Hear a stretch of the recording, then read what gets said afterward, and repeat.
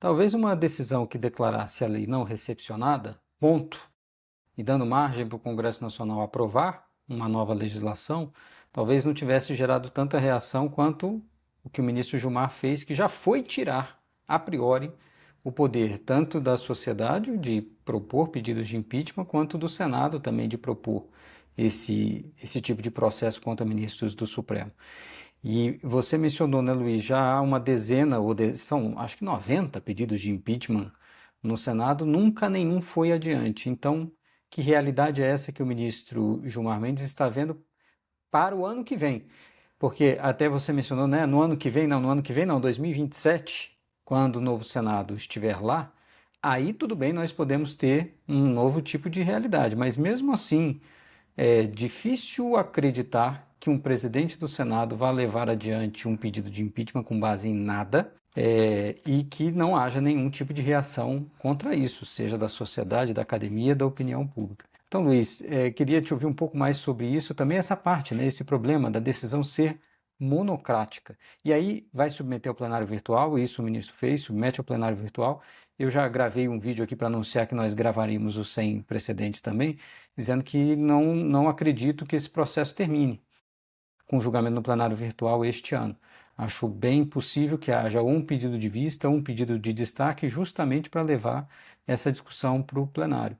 E aí, Luiz, levando isso para o plenário, o que você acha? Eu queria manifestar antes sobre um ponto que você também colocou na sua pergunta. Tá bem, existem muitos pedidos de impeachment contra ministros do STF, por isso talvez o ministro Gilmar Mendes entende que é importante discutir isso nesse momento, mas eu acho que existe ainda um outro fundamento que é o seguinte, e o ministro Gilmar Mendes toca um pouco nisso na decisão. Ele diz, olha, cada pedido de impeachment que existe no Senado, isso pode criar, de alguma forma, nos ministros do STF, um certo temor de decidirem de uma determinada forma, que seria aquele efeito de resfriamento. Sabendo que eles poderiam ser sancionados pelo Senado Federal, eles deixariam de tomar alguma decisão agora com o receio de que eles seriam responsabilizados. Eu acho que a decisão do ministro Gilmar Mendes, essa decisão monocrática, eu acho que ela é um exemplo de que esse temor não existe. Porque se o temor fosse existir, certamente esse temor seria suficiente para impedir uma decisão monocrática nesses termos que forem proferidos pelo ministro Gilmar Mendes. Então, se o ministro Gilmar Mendes não tem um temor de proferir uma decisão como essa, não tem um receio de fazer isso, se a gente vê o ministro Alexandre de Moraes proferindo uma decisão como ele proferiu, que a gente vai discutir aqui daqui a pouco, é difícil imaginar que um ministro do STF, de fato, imagina que existe ali um justo receio de ser responsabilizado no Senado Federal por causa de uma decisão que eles proferem.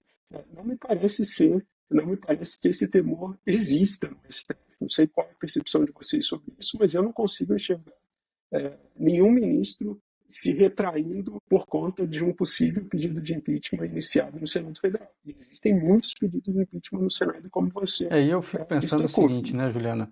Digamos que seja uma decisão dessas, como mencionou o ministro Gilmar, e que motive um pedido de impeachment. Vamos dizer que alguém peça o pedido de impeachment agora do ministro Gilmar Mendes por conta dessa decisão. Se o plenário do Supremo apoiar essa decisão e houver maioria, o impeachment vai receber uma liminar de ministro do Supremo travando o processo. Afinal de contas, é uma decisão do tribunal. Então, não é de decisão e mérito de decisão que nós falamos quando há pedidos de impeachment.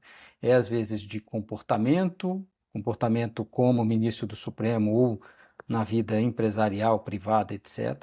Mas não é mérito. Nós não vemos, até podem ter pedidos escabrosos de pessoas que não concordem com o mérito de determinada decisão do ministro, mas isso nunca vai ser levado adiante. O máximo que já chegou perto de um pedido de impeachment de ministro do Supremo de andar foi do ministro Fux, quando ele deu a decisão sobre o auxílio moradia e travou o julgamento. E não foi pela concessão, foi por impedir que o Supremo julgasse.